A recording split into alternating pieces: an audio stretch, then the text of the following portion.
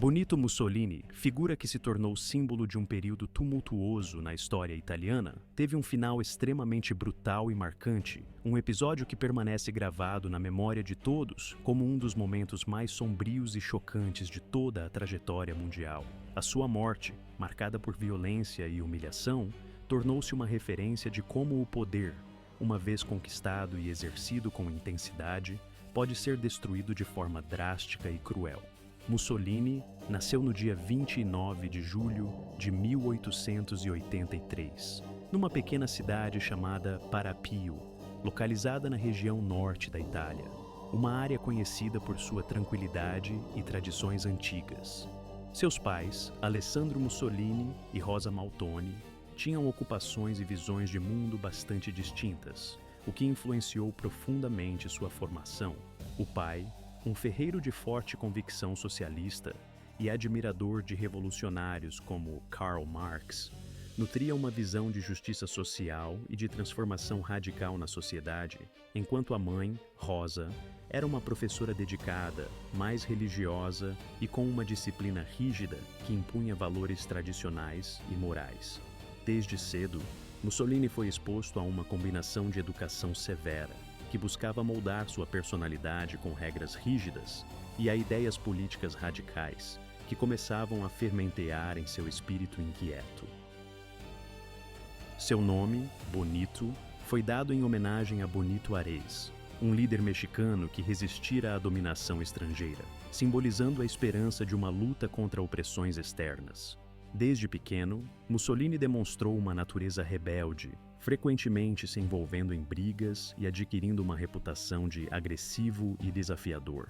Apesar dessas características conflitantes, ele também revelou uma inteligência notável, especialmente na escrita e na oratória, habilidades que mais tarde se tornariam suas marcas registradas. Durante sua adolescência, foi enviado a uma escola interna católica, de disciplina rígida, na esperança de que se tornasse um homem de valores sólidos, mas, aos 17 anos, foi expulso após atacar um colega com uma faca, episódio que evidenciava seu temperamento explosivo e sua inclinação para a violência. Essa veia violenta e radicalizadora acompanhou Mussolini ao longo de toda a sua vida, moldando suas ações e decisões futuras. Na juventude, ele mergulhou no jornalismo e na política socialista, escrevendo para jornais de esquerda e apoiando direitos dos trabalhadores. Em 1909, mudou-se para Trento, então parte do Império Austro-Húngaro, onde passou a editar uma publicação socialista intitulada La Voce del Lavoratore, que defendia melhorias nas condições dos operários e uma maior participação popular nas decisões econômicas e políticas. Sua postura antigovernamental e suas críticas severas à classe dominante lhe valeram prisão e expulsão da região, mas seu ímpeto não diminuiu. Até o ano de 1912, Mussolini já havia se consolidado como uma figura de destaque dentro do Partido Socialista Italiano, conquistando seguidores com discursos fervorosos e escritos contundentes, nos quais clamava por greves, protestos e uma resistência contra a guerra. No início de 1914, quando a Primeira Guerra Mundial eclodiu, Mussolini ainda defendia a neutralidade, alinhando-se à posição socialista. Contudo, sua visão de mundo começou a se transformar, pois ele acreditava que o conflito poderia trazer mais poder e expansão territorial para a Itália. Essa mudança de postura foi vista como uma traição aos princípios socialistas, levando à sua expulsão definitiva do partido, que passou a nutrir sentimentos nacionalistas e militaristas. Com essa nova orientação, Mussolini passou a apoiar a entrada da Itália na guerra ao lado da Alemanha, Áustria-Hungria e seus aliados. Para divulgar suas ideias de patriotismo e militarismo, fundou um jornal chamado Il Popolo d'Italia, onde promovia a ideia de uma Itália forte, unificada e pronta para a luta. Em 1915, o país entrou oficialmente na guerra ao lado da Grã-Bretanha e da França, e Mussolini, motivado pelo desejo de servir a pátria, alistou-se no exército, lutando na linha de frente. Durante a guerra, ele foi ferido por uma explosão de morteiro em 1917, o que lhe rendeu a baixa do serviço ativo. Após o conflito, Em 1918, o país mergulhou no caos. Os soldados retornaram às suas casas, esperando recompensas pelos sacrifícios, mas encontraram uma economia destruída, com inflação alta, poucas oportunidades de emprego e uma sociedade marcada pela insatisfação e pelo medo. O governo italiano, frágil e incapaz. Naquele período de grande instabilidade e incerteza, a população italiana clamava por uma liderança forte e resoluta, alguém que pudesse oferecer segurança e ordem diante do caos que tomava conta das ruas. Nesse cenário de desespero, Benito Mussolini emergiu como uma figura que se posicionou como a única esperança de restabelecer a estabilidade no país. Em 1921, ele deu um passo decisivo ao fundar oficialmente o Partido Nacional Fascista, uma organização que logo conquistou apoio de diversos setores da sociedade italiana. Entre seus principais apoiadores estavam a classe média, preocupada com a ameaça de uma revolução comunista, os empresários e os militares, todos aterrorizados com a possibilidade de uma mudança radical que pudesse ameaçar suas propriedades e privilégios. À medida que os anos passavam, a situação na Itália se agravava. Já em 1922, o país vivia uma verdadeira crise política, marcada por greves, manifestações populares e episódios de violência urbana, que mostravam o quanto a nação estava à beira de um colapso social. Aproveitando esse clima de tumulto, Mussolini elaborou um plano audacioso, uma revolta coordenada que culminaria na tomada do poder.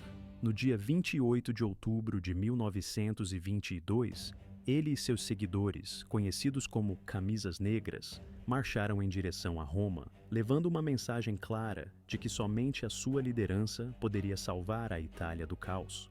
Os homens de Mussolini exigiam que o rei, Victor Emanuel III, tomasse uma decisão crucial, que era nomeá-lo primeiro-ministro do país. O monarca tinha o poder de impedir o avanço dos fascistas, convocando o exército para dispersar a manifestação ou prender Mussolini. No entanto, o rei hesitou. Temia que uma intervenção militar pudesse desencadear uma guerra civil de consequências imprevisíveis e, além disso, acreditava que Mussolini poderia ser controlado, uma figura que poderia ser manipulada para seus próprios fins. Assim, no dia 29 de outubro daquele mesmo ano, o rei cedeu à pressão e nomeou Mussolini como chefe do governo italiano, entregando-lhe o poder político de forma oficial. A partir de então, Mussolini não perdeu tempo. Nos anos seguintes, ele iniciou uma série de ações para consolidar seu domínio, desmontando lentamente o sistema democrático que ainda existia na Itália. Em 1925, já tinha assumido o controle absoluto do país, passando a se autodenominar Duce, uma palavra italiana que significa líder, símbolo de sua posição de autoridade suprema. Durante quase 2 décadas, Mussolini governou a Itália com mão de ferro, adotando uma postura autoritária que eliminou qualquer oposição política, censurou os meios de comunicação de massa e instaurou uma verdadeira polícia política que controlava e reprimia qualquer dissentimento. Seus seguidores, conhecidos como Camisas Negras, eram uma força paramilitar que aterrorizava e perseguia quem ousasse falar contra ele ou seu regime. Para projetar uma imagem de força e progresso, Mussolini lançou diversos grandes projetos de infraestrutura, como a construção de rodovias modernas e a drenagem de pântanos, além de promover a Itália como uma nação poderosa e respeitada no cenário internacional. Contudo, por trás dessa fachada de força, a economia do país enfrentava dificuldades graves. A maior parte de suas obras era financiada com recursos caros, muitas vezes utilizados como instrumentos de propaganda, que pouco contribuíam para o desenvolvimento real do país. Esses esforços, embora visassem a construir uma narrativa de grandeza, pouco trouxeram de benefício concreto para o povo italiano, que ainda sofria com desemprego, pobreza e instabilidade econômica. Na década de 1930, Mussolini alimentava o sonho de expandir o Império Italiano, buscando conquistar novas terras e reforçar sua influência na África e na Ásia. Em 1935, ele lançou uma invasão brutal à Etiópia, usando armas químicas e táticas desumanas para sufocar a resistência local. Apesar das condenações internacionais, especialmente da Liga das Nações, que considerou a ação uma agressão inaceitável, nenhum país conseguiu impedir Mussolini de seguir seu caminho de conquista.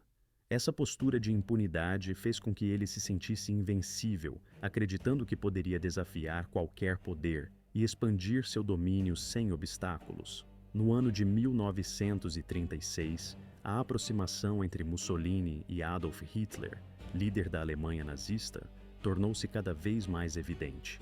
Ambos compartilhavam ideias semelhantes acerca do fortalecimento de regimes ditatoriais, da militarização do Estado e do esmagamento de qualquer forma de democracia. Como consequência dessa aliança, no ano seguinte, assinaram o Pacto de Aço. Quando Benito Mussolini já não exercia mais nenhuma autoridade real sobre o destino da Itália, o rei do país, que ainda detinha o poder supremo, anunciou de forma oficial uma mudança na liderança. Em uma decisão que marcou o fim de uma era, o monarca declarou que o Marechal Pietro Badoglio deveria assumir o cargo de novo chefe de governo, uma transição que refletia a gravidade da situação em que se encontrava o país naquele momento turbulento.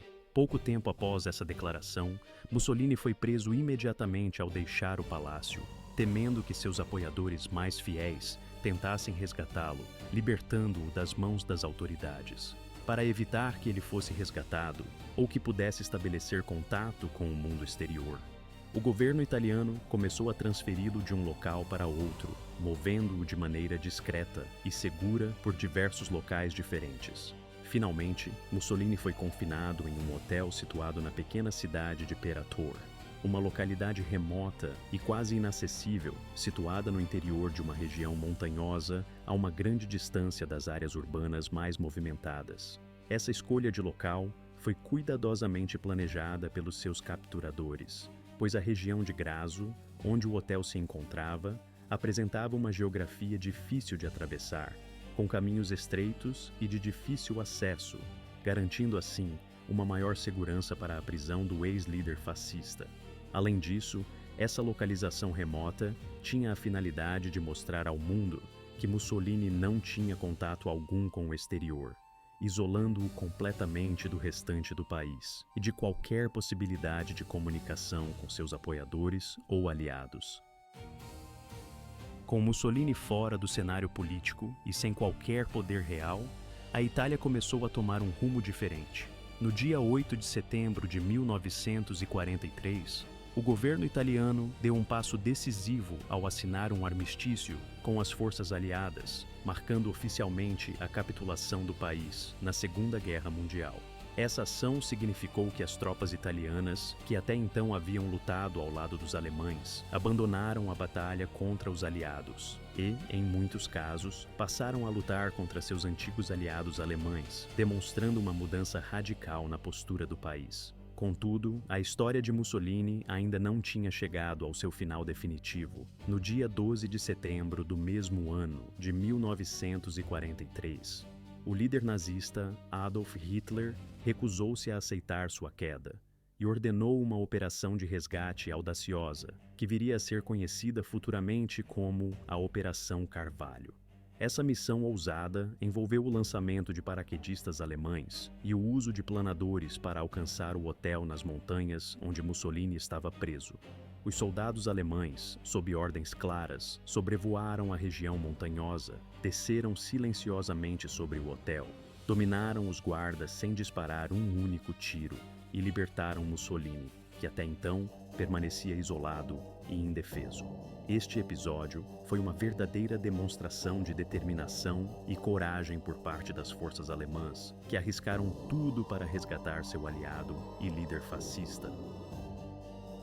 Após essa operação relâmpago, Hitler proclamou Mussolini como o chefe de um estado fantoche, uma espécie de governo títere na parte norte da Itália, denominado República Social Italiana, também conhecida como República de Salò. Essa entidade, criada sob a influência direta do regime nazista, tentou manter viva a ideologia fascista e servir de base para a resistência alemã na Península Italiana. Contudo, Por mais que Mussolini fosse oficialmente o líder dessa república, sua verdadeira força havia se evaporado com o passar do tempo. Ele se tornara uma sombra de si mesmo, apenas uma figura decorativa, sem poder real ou influência significativa. Sua sorte já estava praticamente selada por aqueles momentos finais da guerra. No final de abril de 1945, a Segunda Guerra Mundial na Europa estava chegando ao seu desfecho inevitável. O regime nazista, que até então parecia imbatível, começava a colapsar sob a pressão esmagadora das forças aliadas, enquanto o caos se instalava na Itália, que se encontrava em uma situação de desordem generalizada. Os aliados, juntamente com os combatentes da resistência partisan italiana, avançavam rapidamente, cercando as últimas posições do governo fantoche de Mussolini no norte do país. Os exércitos do fascismo estavam em rápida retirada, enquanto as cidades italianas eram libertadas uma após a outra, marcando o colapso definitivo do regime fascista. Mussolini, consciente de que o tempo de fugir ou de se recuperar havia se esgotado, sabia que seu destino já estava traçado. Seus apoiadores fiéis, que antes davam força à sua liderança, no final de abril de 1945, uma atmosfera de tensão e incerteza pairava sobre o norte da Itália, enquanto a guerra europeia se aproximava de sua conclusão definitiva. Nesse cenário tumultuado, uma figura de destaque, o ditador Benito Mussolini, decidiu tentar uma fuga desesperada, na esperança de escapar das mãos dos seus inimigos e talvez buscar refúgio ou algum tipo de salvação. Para isso, ele contou com a lealdade de sua fiel companheira, a qual sentia um profundo afeto e um compromisso inabalável com seu líder. Ela, uma mulher de grande determinação, recusou-se veementemente a deixá-lo sozinho, insistindo que permaneceria ao seu lado, independentemente do que acontecesse. Essa mulher demonstrava uma devoção total, uma fidelidade que transcendia as palavras, uma verdadeira dedicação ao homem que, por anos, havia liderado o país sob a sombra de sua autoridade e ambição. Ao lado deles, encontravam-se alguns oficiais de escalão elevado do regime fascista, assim como militares alemães, todos também buscando uma saída desesperada daquele caos. Mussolini, consciente dos riscos de ser reconhecido, decidiu disfarçar-se. Para isso, adotou a aparência de um soldado alemão, vestindo um sobretudo cinza, do tipo conhecido como Luftwaffe, além de um capacete que ajudasse a esconder sua identidade. Seu objetivo era passar despercebido, misturando-se ao comboio de militares alemães em retirada, que seguia na direção norte, rumo à fronteira com a Suíça, na esperança de que, ao se infiltrar naquela coluna de fuga, pudesse alcançar um refúgio seguro. O comboio era composto por tropas da SS alemã e por oficiais fascistas italianos, todos tentando escapar do avanço aliado, que se tornava cada vez mais próximo.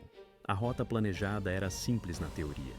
Mussolini pretendia se esconder entre os soldados e civis que cruzavam os postos de controle partidários, passando despercebido, e assim cruzar a fronteira suíça.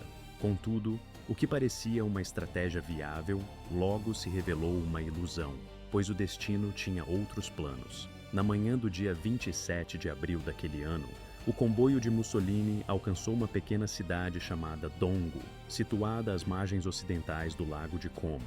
Essa região, controlada por forças da resistência italiana, estava em alerta máximo, com os partisanos atentos a qualquer movimento suspeito de fascistas ou nazistas que tentassem escapar. Os guerrilheiros que patrulhavam por ali pertenciam à brigada Partisan Gaudieri, um grupo de combatentes comunistas que lutavam contra o regime fascista sob a liderança de Pierre Luigi Bellini della Stella e de Urbano Lázaro. Esses partisanos haviam estabelecido barreiras nas estradas, formando pontos de bloqueio para conter os últimos fugitivos do regime. Assim que o comboio de Mussolini se aproximou, as barricadas foram erguidas e os soldados partisanos ordenaram que os soldados alemães e os fascistas italianos entregassem suas armas e se rendessem, conscientes de que a guerra tinha chegado ao seu fim e que não havia mais sentido em resistir. Os alemães, reconhecendo que a luta era inútil, entregaram suas armas rapidamente, entregando-se sem resistência, e permitiram que os partisanos inspecionassem seus veículos. Durante a revista, os guerrilheiros começaram a identificar os oficiais fascistas mais importantes que tentavam fugir na mesma caravana, incluindo ministros do governo e oficiais militares de alta patente. Mussolini, que até então permanecia escondido dentro de um caminhão, permanecia calado, na esperança de que sua identidade permanecesse oculta e que pudesse escapar daquela situação humilhante e perigosa. No entanto, uma observação mais atenta de Urbano Lázaro revelou algo estranho. Ele notou um homem de baixa estatura, corpulento, com rosto pálido, vestindo um casaco de soldado alemão. A expressão daquele rosto lhe pareceu familiar, e ele percebeu que aquele homem era alguém que ele já tinha visto antes. Lázaro, posteriormente, recordou que Mussolini parecia exausto, assustado e derrotado, com uma expressão que denunciava o peso de anos de ambições frustradas e de uma guerra perdida. Os partisanos, então, ordenaram que Mussolini saísse do caminhão. Ele obedeceu, silencioso, sem resistir, quando retiraram seu capacete e seu sobretudo, ficando à vista de todos. Assim, ficou evidente quem ele era, mesmo para aqueles que talvez não o reconhecessem imediatamente. Ao contrário de seus anos de juventude, quando resistia com determinação e coragem, Mussolini não tentou reagir. Sua postura era Alessio, acompanhado por um pequeno grupo de partisanos, chegou silenciosamente à antiga fazenda, um lugar que carregava consigo uma pesada carga de história e simbolismo. Sem fazer alarde, eles ordenaram que Mussolini e Patti fossem colocados dentro de um carro de cor vermelha, um Alfa Romeo que, embora elegante, agora servia de meio para uma ação de vingança e justiça. Assim que entraram no veículo, a curta jornada teve início, levando-os até uma pequena vila chamada Gulino di Mra, um local tranquilo, quase bucólico, situado a poucos quilômetros de distância, um cenário que contrastava com a violência que estava por acontecer. Ao chegarem, o carro parou e os partisanos ordenaram que Mussolini e Patti saíssem. Contudo, Patti, num ato de resistência, ou talvez de desespero, recusou-se a abandonar Mussolini, agarrando-se firmemente a ele, impedindo que os seus companheiros de partida os separassem. Sem hesitar, os partisanos posicionaram os dois diante de uma parede de pedra, uma estrutura simples, porém carregada de significado, pois ali seria realizado a execução. Precisamente às 4h10 da tarde, Walter Adiso, com sua submachine gun modelo francês MAS 37 levantou a arma e puxou o gatilho. O impacto foi fatal. Mussolini foi atingido no peito, um disparo certeiro que interrompeu sua vida naquele instante. Antes que pudesse sequer cair ao chão, Patti, que assistia horrorizada à cena, gritou e tentou se lançar na direção de Mussolini, na esperança de tentar salvá-lo, ou ao menos de impedir que ele fosse morto. Mas, antes que pudesse chegar perto, ela mesma foi alvejada, atingida por múltiplos tiros que atravessaram seu corpo na sua fase final de vida. A matança não se limitou a esses dois. Os partisanos descarregaram suas armas contra os corpos de Mussolini e Patti, que já estavam caídos, além de outros oficiais fascistas que tinham sido executados anteriormente. Estimativas indicam que Mussolini foi atingido por mais de 1 dúzia de tiros, embora algumas fontes afirmem que o número de balas que perfuraram seu corpo possa ter ultrapassado 40, demonstrando o ódio e a repulsa que ele despertava. A violência, porém, não terminou ali. Os corpos de Mussolini, Patti e dos demais fascistas foram jogados de forma brutal e desumana no interior de um caminhão. Ao contrário do que poderia se esperar, os partisanos não tentaram esconder as evidências de sua ação. Ao contrário, eles optaram por exibir esses cadáveres de forma ostensiva, paradiando-os por várias cidades, numa demonstração clara de vingança e de reafirmação de seus ideais. Quando o caminhão entrou em Milão, nas primeiras horas do dia 29 de abril, milhares de pessoas já tinham recebido a notícia. A notícia se espalhou rapidamente, e o corpo de Mussolini foi levado para uma praça pública chamada Pale Loreto, situada na cidade. A escolha daquele local para expor os corpos não foi casual. Pele Loreto tinha um significado profundo e simbólico. Ali, menos de um ano antes, exatamente em 10 de agosto de 1944, os fascistas de Mussolini haviam cometido um ato horrendo ao executar 15 combatentes da resistência antifascista. Seus corpos foram jogados na praça, deixados ao sol por horas, expostos às moscas, numa tentativa de servir como um aviso sombrio para qualquer um que ousasse desafiar o regime. Agora, quase 9 meses depois, Mussolini experimentava uma vingança ainda mais cruel, num cenário carregado de simbolismo. Ao chegar ao local, os corpos foram jogados no chão, sob a terra, como lixo, numa tentativa de desumanizá-los completamente. Uma multidão se aglomerou, avançando com fúria. Alguns presentes chutaram o corpo de Mussolini, outros cuspiam na face dele, enquanto alguns homens, sem hesitar, sacaram pistolas e atiraram mais tiros contra o cadáver, numa demonstração de ódio e desprezo. Paci, embora sem a mesma influência política de Mussolini, também não escapou da ira popular. Seus corpos foram brutalmente chutados, espancados e rasgados, assim como o de Mussolini, numa cena de violência e degradação. Os demais corpos fascistas também sofreram o mesmo destino de humilhação, mas foi Mussolini quem recebeu a maior parte da violência, tornando-se símbolo de uma derrota dolorosa e definitiva. Após horas de agressões físicas, de cuspidas, tiros e de uma verdadeira carnificina, os partisanos decidiram que aquilo ainda não era suficiente para expressar todo o seu ódio. Encontraram uma via brutal.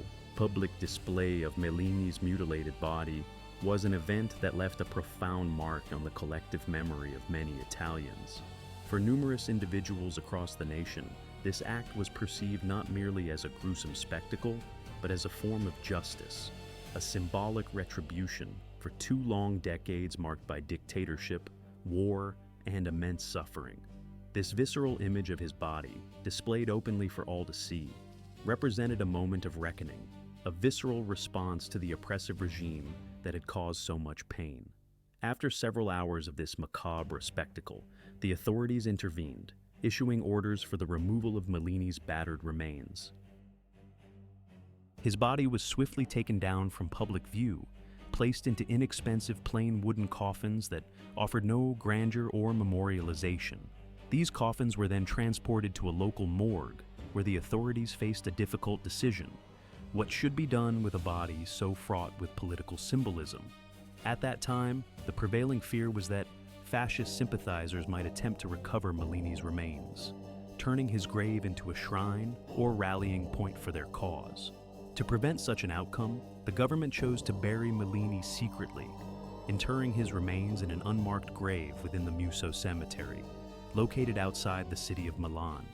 This clandestine burial was intended to prevent further agitation, or the possibility of his body becoming a rallying symbol for fascist sympathizers. Yet, the story concerning Mellini's remains did not conclude there. Over time, a small group of hardcore fascists managed to steal Mellini's body from the cemetery, executing a clandestine operation that shocked the authorities. They took his remains on a secret, covert journey across Italy, driven by the hope of giving him a proper fascist funeral, a final tribute to a figure they still revered. This daring theft sparked a nationwide hunt, as law enforcement agencies painstakingly traced the stolen body through the country's complex networks of sympathizers. After a lengthy and determined investigation, the authorities succeeded in locating Mellini's remains. For a period of nearly 11 years, the government kept his body hidden, refusing to reveal its whereabouts to the public or to the fascist admirers who might seek to honor him. It was only in the year 1957 that the Italian government, responding to persistent requests from Mellini's family and relatives, finally authorized the reburial of his remains in his hometown of Prapo. This decision marked a turning point, allowing the controversial figure to be laid to rest once more, this time in a manner more respectful of the wishes of his family and the local community. Today, the tomb of Mellini in Prapo continues to be a site that attracts visitors from various backgrounds. Some come out of a fascination rooted in historical curiosity, eager to understand the complex narratives of Italy's tumultuous past. Others, notably those with strong fascist sympathies, visit to pay homage to a figure they still admire, viewing him as a symbol of their ideological heritage. The tomb remains a poignant reminder of Italy's difficult journey through dictatorship, resistance, and reconciliation, embodying the enduring debates over history, memory, and the legacy of controversial figures.